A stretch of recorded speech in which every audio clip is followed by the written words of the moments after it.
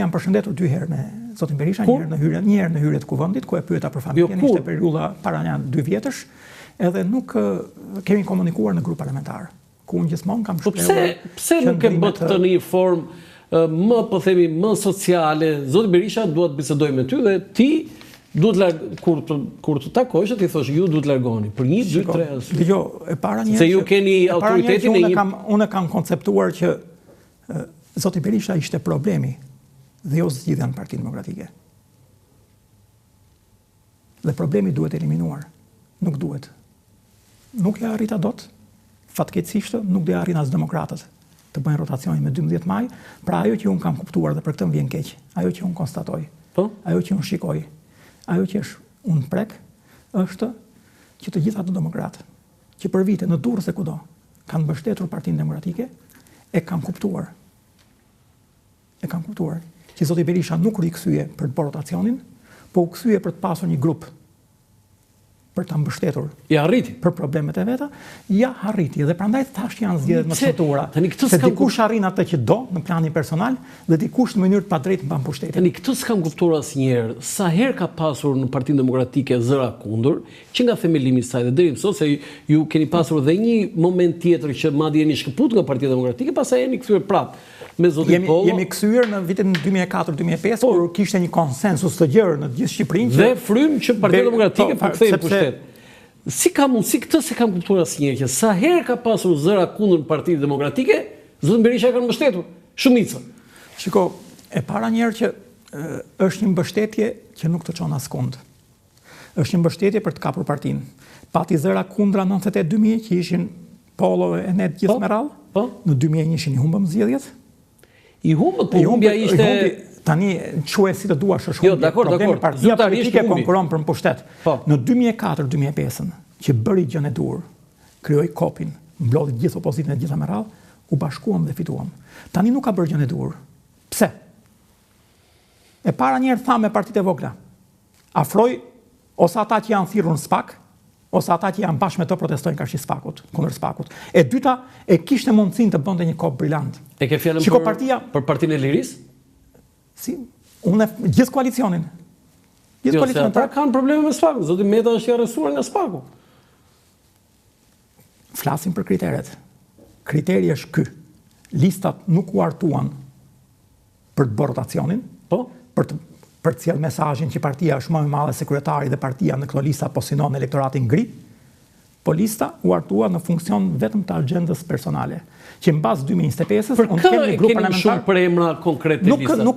Shiko, kjo është e keqja, nuk i fare emrave të kolegë. Ja, ju lutem regjia, fletën e KQZ-s për votuar. Nuk ka rëndësi për emra. Për listën e Tiranës? Ne këtu po flasim për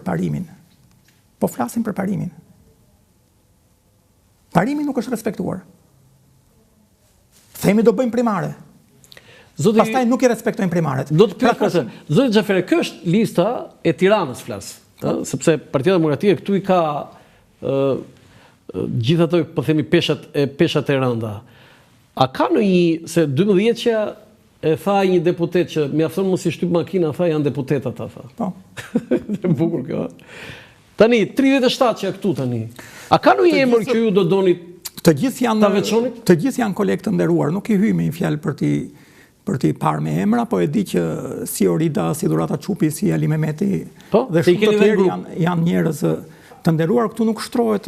Jo, ka ndonjëherë që do votoni ju, se ju votoni në Durrës besoj. Të gjithë janë, unë votoj në Durrës. Të gjithë janë në listë hapur. Po? Të gjithë janë në listë hapur. Dhe në listë mbyllur, pra problemi shtrohet te 12-që. Te 12-që i vetmi kriter që është respektuar, është besnikëria karshi kryetarit. Dhe kjo 12 e Tiranës shtrihet në të gjithë Shqipërinë me të njëjtin kriter. Pra këtu flasim për defektet, pse nuk do arrim të fitojmë. Kishte mundësinë të krijonte një koalicion të gjerë. Ajo që është më e rëndësishme dhe ju më ndërpret. Partia ka krijuar një departament brain gain. Po, me zotin Andi Mustafaj. Andi Mustafaj dhe shumë të tjerë aty që kontribuojnë. Po, dhe të rinj të tjerë që fare mirë mund të bënë një kop brillant. Dhe një parti që kërkon konceptuan fillim. U perceptua dhe ky perceptim duhet kthyer në realitet. Një parti që kërkon të fitojë zgjedhjet, listat e mbyllura në gjithë Shqipërinë duhet të implementonte me këtë model. Ata të gjithë dhe ka dhe në Durrës, ka dhe në Shkodër, të gjithë janë politikanë të rinj, që kanë 10 apo 1 dekatë apo më shumë që angazhohen në Partinë Demokratike, dhe këta duhet të ishin fytyra e PD-s për një parti që kërkon të synoj zgjedhjet, fitoj zgjedhjet. Dhe kjo nuk u bë. Pra të gjitha elementet tregojnë, tani ç'më tregon Durrësin mua? E di ç'ka ndodhur në Durrës? Ja. Në listën aq i madh është dëshpërimi dhe aq e madhe është mos pjesëmarrja, sa në listë të hapur kanë futur kandidatë edhe jashtë primareve, se nuk kishin kandidat për të vendosur në listë hapur. Dhe që nuk kishin fare. Nuk kishin fare dhe donin të mbushin listën dhe kanë vendosur kandidat. Zoti Xhafereja ti marr me radhë. Kemi listën e mbyllur, Oert Bylukbashi, Artan Luku, Manjola Luku, Gestra Zimiri, Iglicara. Jeni okay me ata? Koleg shumë të nderuar. Të gjithë edhe lista hapur dhe lista mbyllur. Mos mendo që pra problemi shtrohet do flasim për parime dhe për kritere. Jo, kush është nga këta që nuk ishte fare në primare? Në shumë kandidatë të listës hapur, nuk kanë qenë në primare, nuk kanë marrë pjesë primare dhe janë vendosur në listë, kanë konkuruar. Kush nga këta? Po tani mos më vendos mua të merre me listën, dakord? Nuk i kam të gjithë njerëz që kanë punuar e kanë bashkëpunuar, nuk është problemi aty. Si del Partia Demokratike në Durrës? Unë do kisha shumë dëshirë që Partia Demokratike të fitonte në Durrës dhe në gjithë Shqipërinë. Po jashtë dëshirës time, ajo që konstatohet, ajo që preket, ajo që vjet re, është që demokratët në gjithë Shqipërinë e kanë kuptuar që gjithë vendimarrja e kësaj partie nuk ishte për të fituar zgjedhjet, po ishte për të zgjidhur agjendën personale të zotit Berisha, dhe për këtë arsye do ketë mos pjesëmarrje të madhe në votim dhe kjo më shqetëson. Këtë ta kam thënë dhe do e shikosh me 12 maj, sepse në fundit edhe kontrata që u lidh. Tani vim te kontrata. Me Laçivitën është në vijim në paketën e kësaj vendimarrje. Pra nuk bëri një parti më të madhe sekretari me mënyrën si projektoi lista dhe primaret. Ja, kjo është kontrata. Nuk bëri një koalicion më të madh se fuqia e kryetarit, me faktin që la jashtë realitete politike që dihet që do kenë vota. Pra nuk dihet do jenë 4, 8 apo sa përqind, po edhe mundësia, edhe Shqipëria bëhet, edhe partitë e tjera të grupimit djathtas i Dashamir Shejit edhe i Enkelet Alibejt, dihet që do kenë vota dhe u lanë jashtë. Pse? Sepse nuk është futur për të fituar, është futur për të pasur një grup që e kanë në kontroll kryetari. Shumë rënd kjo. E para. E dyta, primaret nuk u respektuan. Pse? Se nuk është futur për të fituar, po është futur për të pasur një grup më të madh sekretari. E treta, nuk bëm një kop me gjithë se i kishin potenciale që eram dakord bashk, të rinj që nga brain gain në gjithë Shqipërinë. Pse? Sepse nuk jemi futur për të fituar, po jemi futur për të bërë një parti, jemi futur për të bërë një parti që ngjitet mbas kryetarit. E fundit, edhe kontrata që është bërë. Ja, kjo është kontrata. Lidh një kontratë, kjo është me Continental Strategy. Lidh një kontratë 2 vjeçare.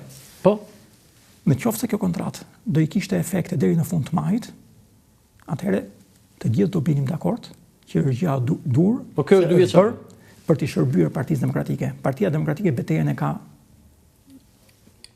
me 11 maj.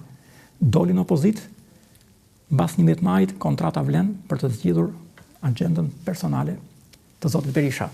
Dhe kjo është fare evidente. Dhe di çfarë kontrate është kjo? Shiko, në periudhën që kemi lidhur këtë kontratë Partia Demokratike, në atë periudhë edhe Republika Dominikane, një vend në kontinentin amerikan me 11 milion banor, ka lidhur një kontratë ngjashme. Edhe Haiti, po një shtet me 11 milion banor, ka lidhur një kontratë ngjashme. Aty nuk i ka lidhur kontratat partia opozitare, aty i ka lidhur kontratat qeveria. Të dyja këto shtete bashk, Republika Dominikane dhe Haiti, që kanë 23 milion banor, që do të thotë 7 herë më shumë se Shqipëria, kanë lidhur kontrata që të dyja bashk paguajnë $50.000, $55.000 në muaj. 2 shtete, janë 2 qeveritë e shteteve, jo partitë opozitare, qeveria që është shteti, që lidh kontratë promocioni, dhe njëri pagon 25.000, tjetri $30.000 në muaj. Ti një parti opozitare e një vendi me 2 milionë e gjysmë, ato të dyja bashkë janë 23 milion, lidh 250.000 në muaj. 5 herë më shumë se të dyja këto kontratat të lidhura nga qeveria. Berisha e ka shpjeguar që këto i kanë dhënë patriotët shqiptar të Amerikës antikomunistë. Kjo e bën edhe më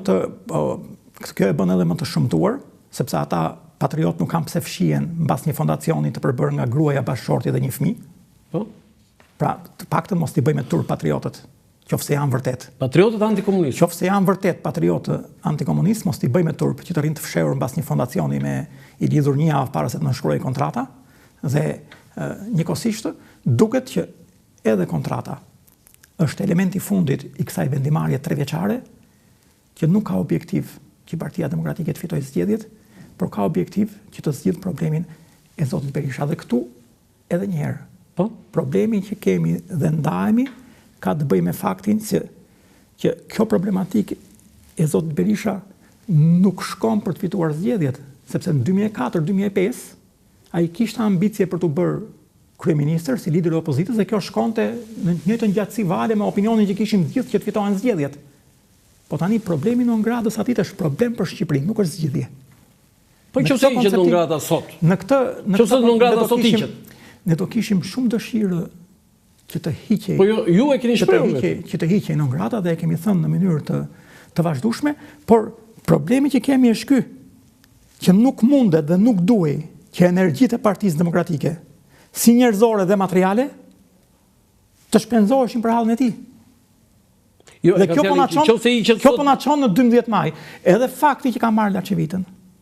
Një gjë pozitive është sepse ka dashur deri diku të balancoj elementin non grata, plus dhe elementet e tjerë që ai ka bërë shumë mirë, të strategjisë fushatës e gjitha me radhë. Pra çështja shtrohet që lideri duhet t'i japi partisë për ta çuar drejt fitores. Si i jepet partisë duke e çuar drejt fitores, duke bërë një koalicion më të gjerë, duke e bërë partinë më të madhe si kryetari, duke i mbushur listat me potenciale të reja intelektuale, sa përmendëm departamentin Brain Gain që krijoi një imazh dhe elektorati gri mendon që ja vlen të futemi në këtë forcë politike, duke bërë një kontratë lobimi që ka hallin e Partisë Demokratike deri në 12 maj dhe jo duke bërë një kontratë lobimi për 2 vite për hallin e hallin e vet personal, të gjitha këto, diku më shumë, diku më pak, e kanë kthyer në problem për PD-n. Pra në vend që ne të merreshim me të gjithë elementët që shkojnë drejt relacionit politik, merremi me problematikën e çështjeve personale që ka zoti Xhafera, si ka ju e përmendët Christopher La Civita. Chris La Civita, po? Se e ka gjatë Christopher, si ka qenë kontributi i tij? Se dakord, strategu i fushatës së Donald Trump që fitoi, është strategu i Partisë Demokratike dhe kjo është një gjë, duket një gjë wow. Por a ka ndonjë gjë, se unë s'kam parë për vetën time, një gjë të thojmë wow, çfarë bëri ky njeri? Objektivisht ai mund të sillte ato element pozitiv që mund të sillte dhe i ka sjell. Po çka ka sjell? Që do të thotë, e para krijoi një farë entuziazmi sepse lideri i koalicionit opozitar, se këto janë zgjedhjet më atipike në historinë e tranzicionit, sepse lideri i koalicionit opozitar që në vitet kur filluam historinë të demokracisë ishte lideri i formacionit pro-perëndimor, pro-amerikan, tani e kemi non grata. Kontrata me Laçevitë me strategun e Trumpit deri diku krijon një mesazh optimizmi dhe kjo është gjëja e duhur. Ç'mund të bëjë? Ky është problem non grata? Çfarë mund të bënte për ta lehtësuar sa më pak për të krijuar një imazh optimizmi? Le të marrim Laçevitën. Në këtë drejtim ka dhënë një farë kontributi dhe të gjithë biem dakord. Në mesazhin e fushatës ka dhënë një kontribut tjetër. Në qoftë se, për shembull, që ishte gjë shumë konkrete, Rama gjeti fabulën e bufit. Po. Ky ato ditë holli bufin që hante 1000. U mundua ta ribalanconte, ta rrisë një gjetje shumë e mirë për fushatën zgjedhore dhe për të gjithë investimin që kishte bërë Rama për bufin. Strukturimi i mesazhit. Mesazhi centralizuar dhe çdo ditë jepet do të ka bërë La Civita? Ai është strategu fushatës dhe nuk kanë qenë përpara. Mesazhi unifikuar që jepet çdo ditë në mëngjes. Hapja fushatës zgjedhore. Hapja fushatës zgjedhore. Zoti Berisha e ka dëgjuar pik për pik La Civita. Në mënyrë të padiskutueshme. I beson se? Ai është paguar, po në mënyrë të padiskutueshme i besoj këtij e shoh produktin. Atëherë po e vazhdoi pyetje me një pyetje tjetër. Tjetra që holli në fushatën e hapjes Partisë Demokratike ishte një dekori, skenografia me shumë të rinj. Domosdoshmëria, sepse ajo që vjet rreth. Kjo është gjetje? Ajo që vjet rreth të dy partitë kryesore, shikon më shumë energji rinore kanë Agron Sheaj dhe Shqipëria bëhet, pra mundësia, se sa kanë dy partitë e mëdha. Pra të rinjtë dhe kjo për mua kjo është një nga risitë e kësaj fushate. Po s'është një elektorati do arratiset nga qëndrimi bipartizan, votimi vetëm për PD-n dhe për PS-n, dhe elektorati duke filluar nga Tiranën që është epiqendra e ndryshimit, do hapet drejt partive të reja. Për të pasur një përqasje shumë më plurale. Këto zgjedhje si kur më parë, do kemi votimin për partitë e dyta e treta, me një përmas dhe me një përqindje të paparë më parë. Dhe kjo është një risi shumë pozitive për demokratizimin dhe për tani ju mendimet i merrni vetë. Unë po them çfarë konstatoj. Konstatimi është ky, që pjesëmarrja për partitë e reja dhe partitë e vogla të vjetra do jetë shumë e madhe se më parë dhe kjo është shumë pozitive për pluralizmin e... Zoti Xhaferaj, do doja i mendimin tëndin për mënyrën se ju e thatë një farë mënyrë që fushata e PD-PS janë personalizuar të liderët e tyre, pra Partia Socialiste e zoti Rama dhe Partia Demokratike të zoti Berisha. Po si kanë funksionuar këta dy liderë dhe si ka qenë fushata e tyre në fillim e zotit Rama? Në çfarë si se ju i keni ndjekur dhe jo keni ndjekur, i qenë aktor dhe faktor në të 10 zgjedhjet e tjera. Shiko, fushata ka 3 bloqe kryesore. E para ka të bëjë me kandidatët. Zoti Rama në dallim me zotin Berisha e zgjidhi më mirë këtë punë. Pra nëse sepse Rama aplikoi parimin që quhet në anglisht one size fits all. Pra një masë që është aplikueshme për të gjithë. Pra Berisha nëse tha do bëjmë primare, sepse problemi i liderit kur arton listat, sepse elementi i parë i fushatës janë listat, që kanë një impakt. Qëllimi kryesor i liderit është që të bëjë sa më shumë të pakënaqur. Sepse ti ke për të përzgjedhur 50 kandidat kur të konkurrojnë 500. Dhe vendimarrja jote duhet të jetë që pakënaqësia të jetë minimale. Qofse ti vendos një kriter dhe pavarësisht se pret sharra e kriterit kush e ka kokën sipër, e pret sharra e kriterit, kjo ishte sharra për gjithë dhe tjetri dëshpërohet se nuk ishte vetë, po nuk ka dëshpërim shumë të madh sepse nuk ndjen që u bë padrejtësi, kriteri ishte për gjithë njësoj. Pra, është dëshpërim shumë i madh kur ti thua do bëjmë primare, nuk respekton primaret. Kurse Rama tha, kush ka një kandidat, më shumë se një mandat, nuk është më në listë dhe këtë e zbatoi për gjithë. Pra, pavarësisht se mund të jetë e dhimbshme, tjetri e shikon që ishte njësoj për gjithë. Pra, mekanizmi i artimit të listave tek Rama ishte, si thua, bazuar më me mbi kritere gjithëpërfshirëse apo përjashtuese, po për gjithë njësoj, jo sipas selektimit të kryetarit. Berisha? Kurse Berisha me primare, pa primare, gjitha me radhë, sepse nuk kishte hall, thash. Sepse Rama e ka gjithë hallin të marrë mandatin, pa drejtësisht sepse nuk e meriton ta marrë, për mënyrën si ka qeverisur, Berisha kishte hall të forconte pozitat e veta. Dhe kjo i bëri që të devijonte nga kriteret. Marrim te mesazhet. Rama ka një mesazh unifikuar qendror. Pashaportën e BE-s dhe metaforën e bufit. Partia Demokratike nën konsulencën e Laçevicës ka mesazhe të ndara shumë konkrete. Pra po të shikosh Laçevita dhe në fjalimin e hapës 1 minutë foli. Po 90 minutë i dha të gjitha, pse nuk duhet votuar Edi Rama dhe pse duhet mbështetur me mesazhe të shkurtra, një fjali një mesazh. Edhe PD-ja këtë po bën. Pra mesazh 200, pavarësisht se jam apo s'jam dakord unë. Po flasim për logjikën e mesazhit. Minimumi etik 200 euro, paga 500 euro minimale, 1200 euro paga mesatare, karta për këta që janë në pamundësi, energjia elektrike dhe ullet. Pra mesazhe të shkurtra të drejt për drejta. Dhe kjo është krejtësisht produkt i Laçevitës. Pra, në planin e kandidatëve, pam këto që ne sapo i përmendëm, në planin e mesazheve Rama është më i centralizuar pasaporta BE-s dhe aty fokusohet dhe pastaj mundohet godasi opozitën me metaforën e bufit apo me gjëra të tjera të metafore për interesin e tij.